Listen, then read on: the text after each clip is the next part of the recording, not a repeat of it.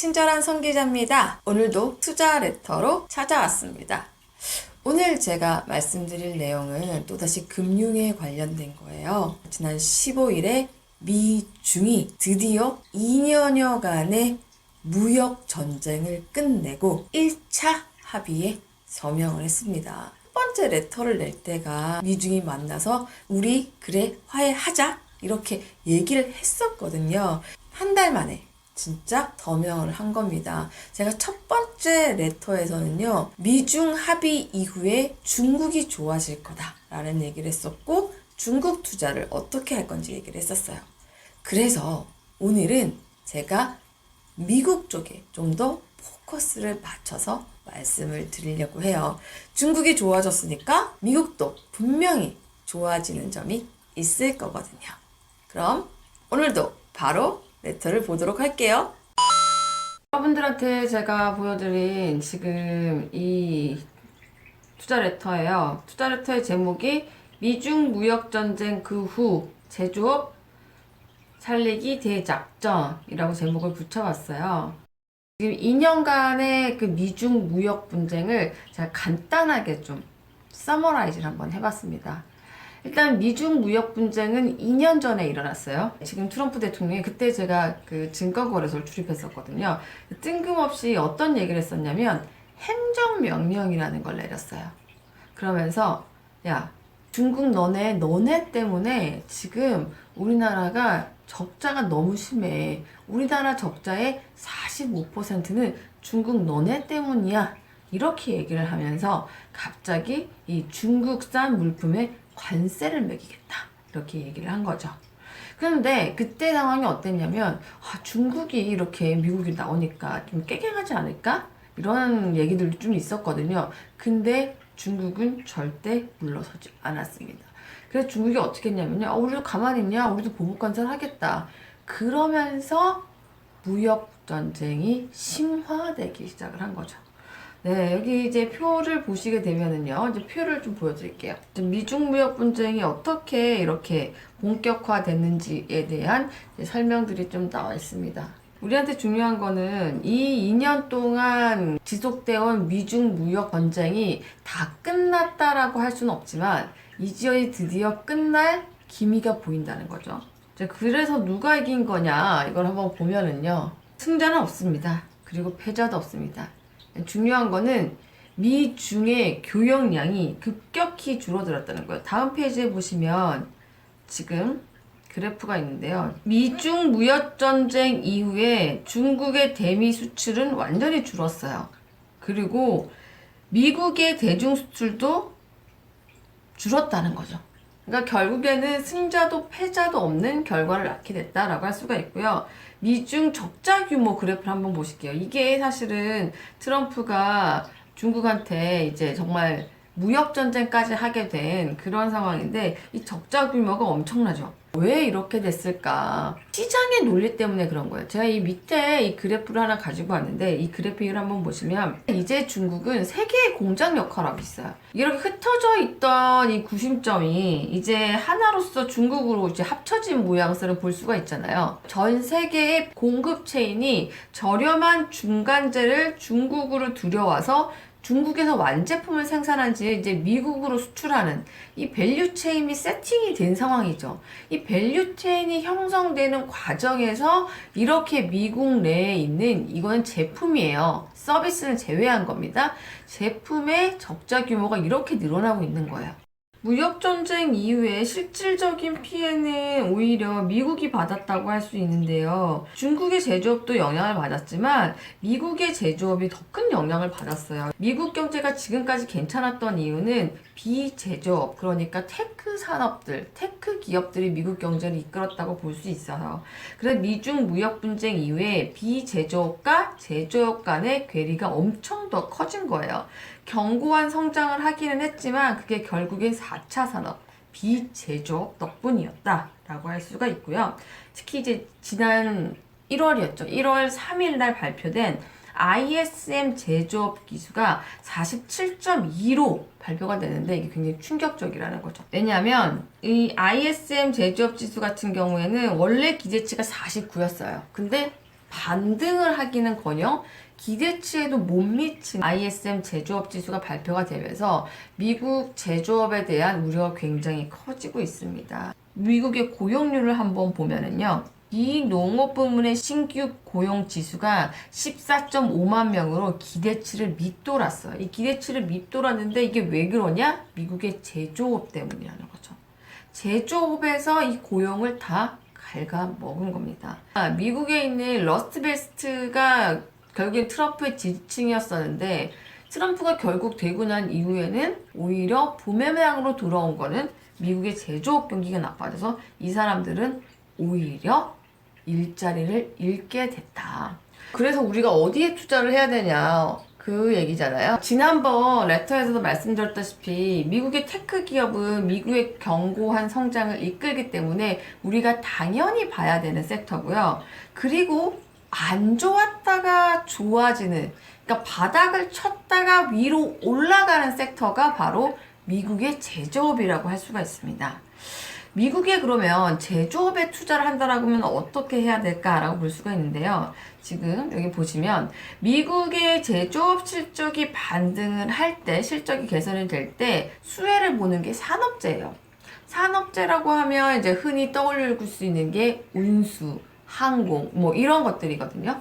그 중에서도 이제 12월에 발표됐던 제조업 보고서에 따르면 긍정적인 의견이 많았던 섹터가 운송, 장비, 기계, 섬유 이런 섹터들이 긍정적이었다라는 거죠. 이런 업종들은 미국의 보복 관세 때문에 큰 타격을 받아서 굉장히 실적이 안 좋았었어요. 그래서 이런 데들이 턴 어라운드 할 수 있다라는 기대감이 높아지고 있다. 그래서 미국의 대표적인 제조업 기업들을 보면은요. 보잉, 로키드 마틴, 레이시온, 유나이티드 테크놀로지 얘네들 다 방산 기업들이에요. 그리고 유니언 퍼시픽 운송회사고요. 지금 이 제조업 ETF에 투자를 한다고 했을 때도 약간씩은 차이가 있어요. 구체적으로 한번 살펴보도록 할게요. 국내에도 미국 산업재에 투자할 수 있는 ETF가 있어요.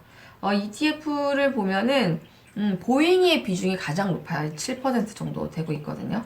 근데 이거는 미국 ETF도 마찬가지예요. 그리고 한의회, 유니언 퍼시픽, 유나이티드 테크놀로지 이런 데도 5% 차지하고 있고 SM, 로키드 마틴 4% 정도 차지하고 있죠.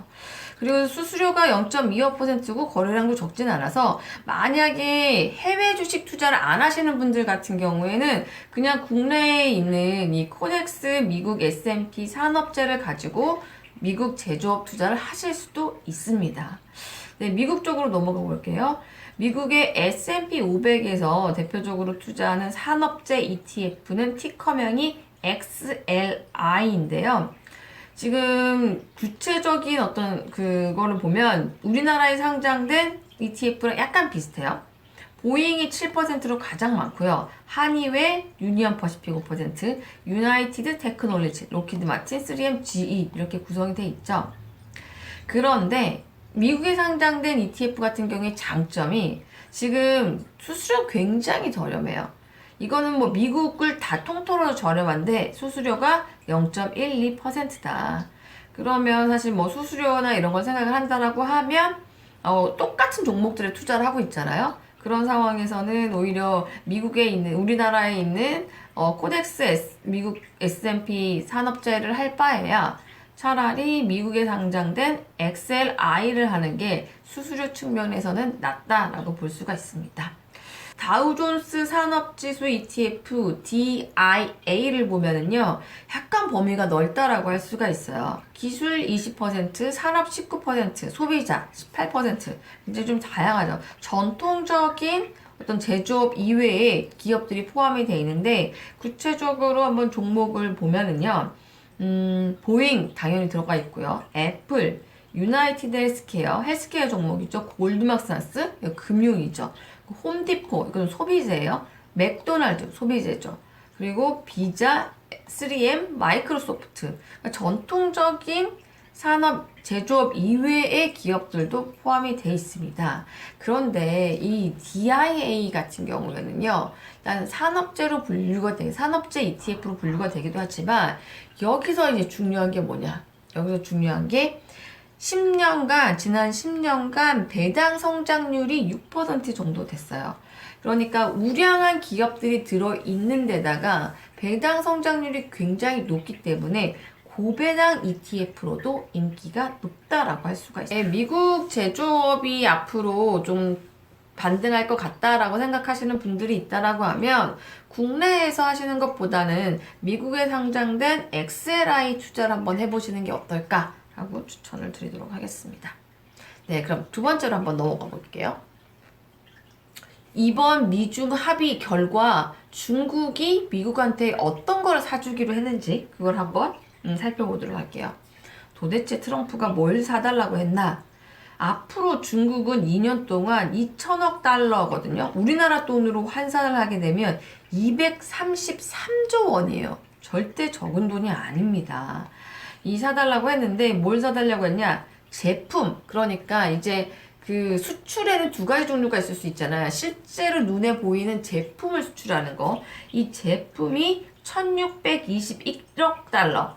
그러니까 우리나라 돈으로 환산을 하게 되면 189조 원이 됩니다. 서비스 같은 경우에는 379억 달러인데요. 우리나라 돈으로 환산하게 되면은 44조 원이 돼요.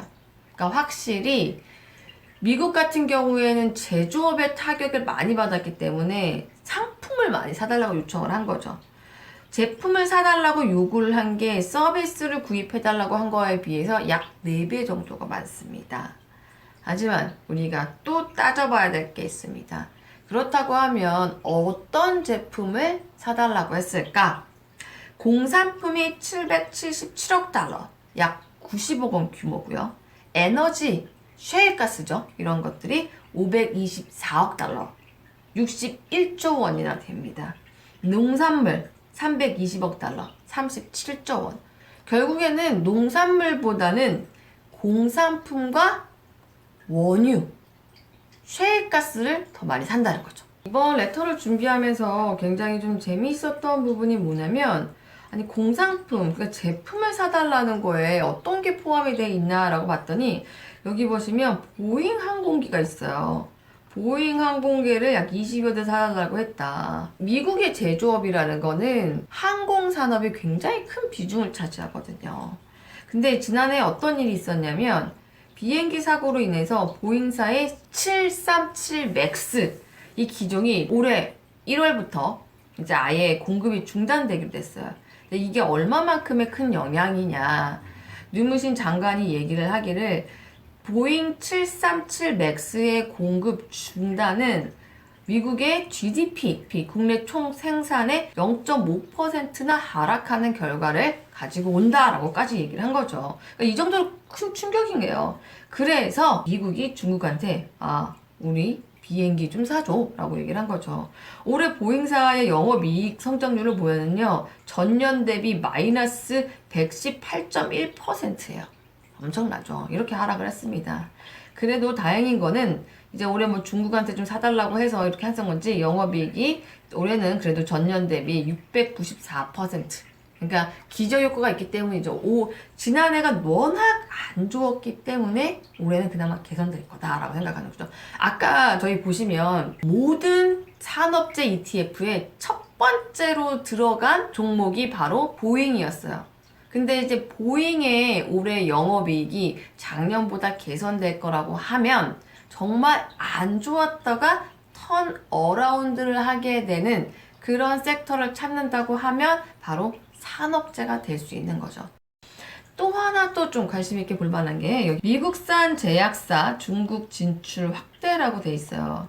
이번 합의에서 미국 제약기업들이 중국에 쉽게 진출할 수 있게끔 그렇게 만들어 놓은 조항이 있습니다. 중국의 진출이 쉬워졌다라고만 해가지고 뭐 이 섹터가 나빴다가 좋아진다라고 얘기를 하기는 좀 그렇고요. 지난해 같은 경우에는 미국 헬스케어 쪽에서 악재가 좀 많았어요. 노이즈들이 좀 있었는데 올해 같은 경우에는 주당 순이익 EPS라고 하죠. EPS가 개선될 수 있는 섹터 중에 하나로 꼽히고 있고 이 EPS 개선율을 보면 오히려 IT보다도 더 높은 수준이다 라고 할 수가 있습니다. 네, 그러면은 그 미국 헬스케어에 어떻게 투자할 수 있는지를 구체적으로 한번 살펴볼게요. 우리나라에서도 미국 나스닥 바이오에 투자를 할 수가 있어요. 타이거 나스닥 바이오인데요. 미국에 상장된 헬스케어 기업들에 투자를 하는 ETF인데 구체적인 종목을 살펴보고 나서는 별로 추천을 하고 싶지 않다라고 느낀 이유가 뭐냐면 미국의 대표적인 헬스케어 ETF인 IBB의 비중이 27%가 돼요. ETF가 또 ETF에 투자하는 꼴이 되는 거죠. 그럴 바엔 뭐하러 우리나라에서 ETF를 투자를 합니까? 바로 미국의 나스닥 바이오 제약주를 투자를 하는 게 낫죠.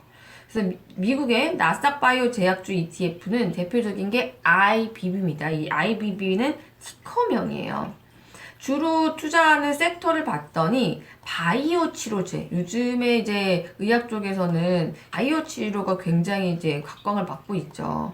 미국 기업이 95%로 대다수를 차지를 하고 있고요.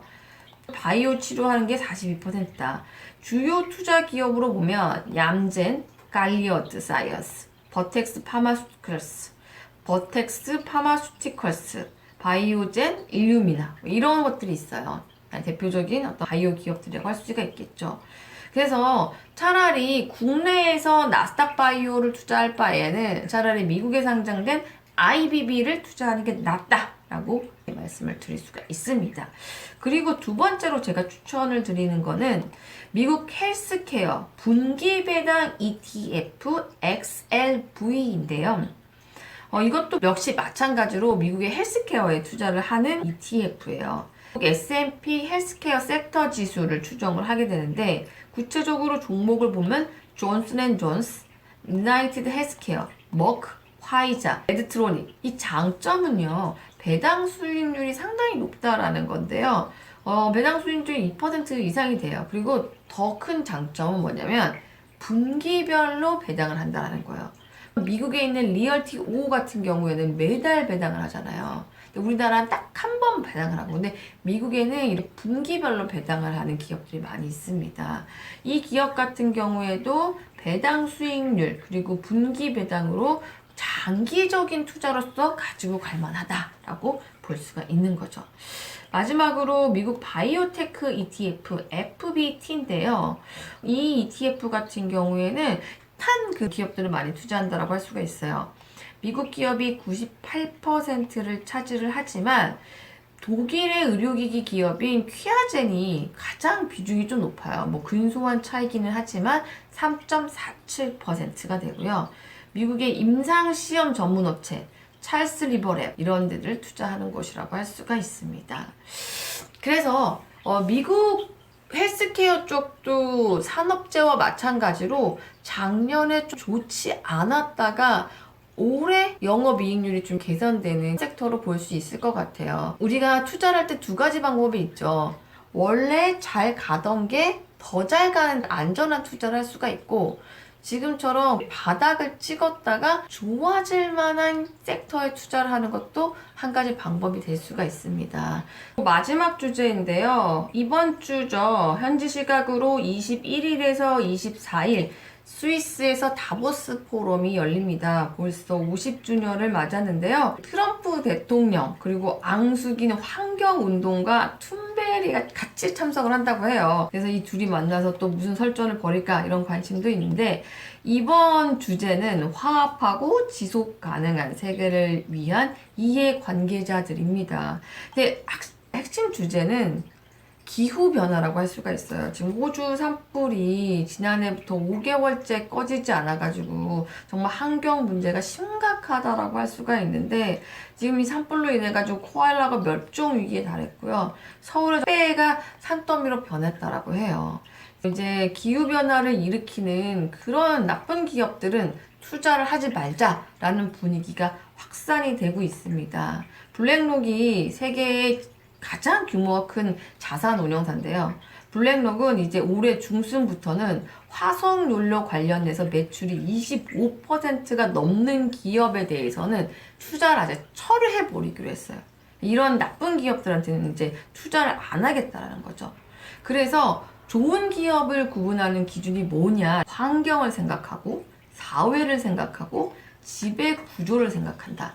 이른바 ESG의 기준에 맞을 때 점수가 높은 기업을 우량한 기업이라고 하고, 이들 기업에 투자를 하려고 하는 분위기가 굉장히 확산되고 있어요. 특히 이런 트렌드에 맞물려서 생각을 해볼 수 있는 게 이 테슬라의 급등이에요. 작년에 주가가 약 300달러 정도였었는데 지난 1년 동안 테슬라의 주가가 168% 정도 올랐어요. 지금 현재 주가가 500달러가 넘습니다. 그래서 지금 현재 시총을 봐도 포드와 GM의 합산 시총을 넘어섰다라고 하니까 순수 전기차 테슬라는 이런 탄소 배출을 줄이려고 하는 전 세계적인 분위기에 부합하는 기업이다라고 할 수가 있는 거죠.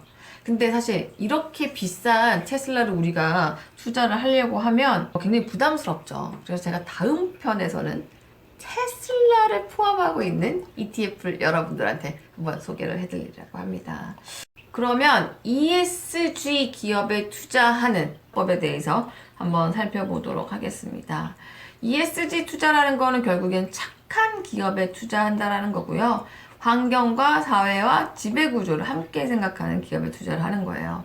미국의 대표적인 ESG 기업 투자 ETF가 있는데 ESGU라고 할 수가 있어요. 미국에 상장된 기업들 중에서 ESG 점수가 가장 높은 기업들에 투자를 하는 건데, 제가 이 종목들을 한번 살펴보고 역시 잘 나가는 기업들은 다 잘하는구나 이런 느낌을 받았는 게, 주요 기업들 한번 보세요. 애플, 마이크로소프트, 아마존, 알파벳, 페이스북, 존슨앤존스, JP모건 스테이스, 비자, 이런데 우리가 다 한 번씩 들어본 기업들 아닌가요?